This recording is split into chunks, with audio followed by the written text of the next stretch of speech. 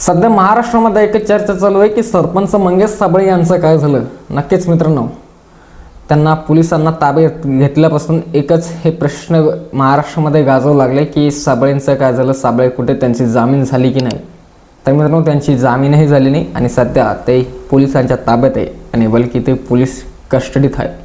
कारण की दिनांक 9 जुलै 2026 रोजी जे काही आंदोलन त्यांनी छत्रपती संभाजीनगर जिल्हा कलेक्टर ऑफिस समोर केलं होतं, तर त्याच्या माध्यमातून पोलिसांनी त्यांना थेट दुसऱ्या दिवशी 10 जुलै रोजी कोर्टात हजर केलं आणि कोर्टाच्या माध्यमातून सरपंच मंगेश साबळे यांना थेट 2 दिवसाची पोलीस कोठडी सुनावण्यात आली होती। मित्रांनो, त्यांच्यावरती बरेच काही गुन्हे दाखल झाले, FIR दाखल झाले। त्याच्यामध्ये त्यांनी जिल्हा कलेक्टर ऑफिस समोर राडा केला, कार्यालयीन वेळेत त्यांनी कार्यकारी अधिकाऱ्यांचा वेळ खराब केला, शिवीगाळ केली, विनभंगासहित बरेच काही आरोप, तब्बल 6 कलमांअंतर्गत त्यांच्यावरती FIR दाखल करण्यात आले पोलिसांच्या माध्यमातून तिथले संभाजीनगरच्या। आणि मेन आणि महत्त्वाचं म्हणजे त्यांनी जिल्हा कलेक्टर अधिकाऱ्याला एकेरी शब्दात उल्लेख करून एक कलेक्टर खाली तू का काजू बदाम खातो का, फुकटचं आमचं खातो, आमच्याच टॅक्सचे पैसे खातो, वाळूची घुसखोरी तुला पूर्ण लागली का, हे काही शब्द त्यांनी तिथे यूज केले, वापर केले। त्याच्या माध्यमातून त्यांच्यावरती खूप मोठे काही कलमांअंतर्गत गुन्हे दाखल झालेले आहे। आणि खास करून जर कधी त्यांचा तुम्ही इंस्टाग्राम फेसबुकवरती एक व्हिडिओ नक्कीच बघितला असेल, तो व्हिडिओ म्हणजे एक पोलीस मॅडम आहे, त्या कोणत्या पदावरती आहे म्हणजे पोलीस आयुक्तामध्ये त्यांचं पद कोणतं आहे ते त्यांचं मी काही बघितलं नाही, परंतु त्यांच्यामध्ये आणि सरपंच मंगेश साबळे यांच्यामध्ये खूप मोठी बाचाबाची तिथे त्या दिवशी झाली होती 9 जुलै रोजी। तुम्ही तो व्हिडिओ नक्कीच बघितला असेल।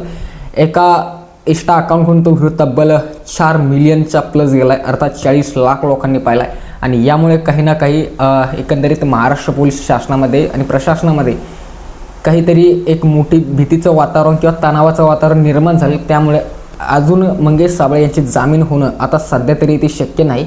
सांगायचं झालं तर आज 11 जुलै आहे, संध्याकाळपर्यंत त्यांची कस्टडी संपन्न होऊन जाईल। परंतु येत्या काळात इन फ्युचरमध्ये असल्या प्रकारचे कोणी कृत्य करू नये किंवा स्वतः सरपंच मंगेश साबळे असले कोणते आंदोलन करू नये, असा कोणताच आवाज त्यांनी प्रशासनाविरोधात उठवू नये, यासाठी त्यांना पुढील कारवाईसाठी परत कोर्टामध्ये देखील जावं लागते किंवा पुढील देखील प्रशासकीय कारवाई त्यांच्यावरती इथे आता होणार आहे, अशी माहिती सध्या देण्यात येऊ लागली।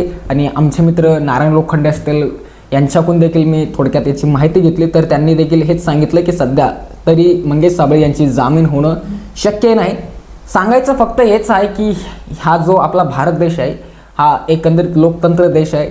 या देशामध्ये डॉक्टर बाबासाहेब आंबेडकर यांच्यासारख्या महापुरुषांचं संविधान लागू आहे, त्याच्या माध्यमातून एकंदरीत सर्वसामान्य जनतेला आपला आवाज उठवण्याचा नक्कीच अधिकार आहे। छत्रपती शिवरायांच्या विचारांचा आपला हा भारत देश आहे, परंतु याच्यामध्ये एखाद्या व्यक्तिमत्वाला पुढे येऊन बोलायचं झालं तर त्यांना अशा प्रकारे दंडित करण्यात येते। हालाकी हा जो प्रश्न त्यांचा मुख्य प्रश्न होता की शिक्षकांचे सर्वसामान्य गोरगरीब कष्टकरी मुलं ज्या शाळेत शिकतात त्या शिक्षकांना जे आहे की यांनी BLO SIRचे कामं लावून दिले निवडणूक आयोगाचे, तर ते कामं त्यांचे काढून टाका, कारण की विद्यार्थ्यांचं नुकसान इथे होऊ लागले। तो प्रश्न खासदार, आमदार, इतर बरेच काही विविध अधिकाऱ्यांच्या पदाधिकाऱ्यांच्या माध्यमातून सरकारला विचारण्यात यावं पाहिजे होता, परंतु कोणीच पुढाकार घेतला नाही। आणि ज्या माणसाने पुढाकार घेतला त्या माणसाला थेट हातकाड्या लावून जे आहे की सध्या त्या माणसाला कारागृहात इथे टाकून दिलेलं आहे आणि त्याच्यावरती कारवाई ते चालू आहे।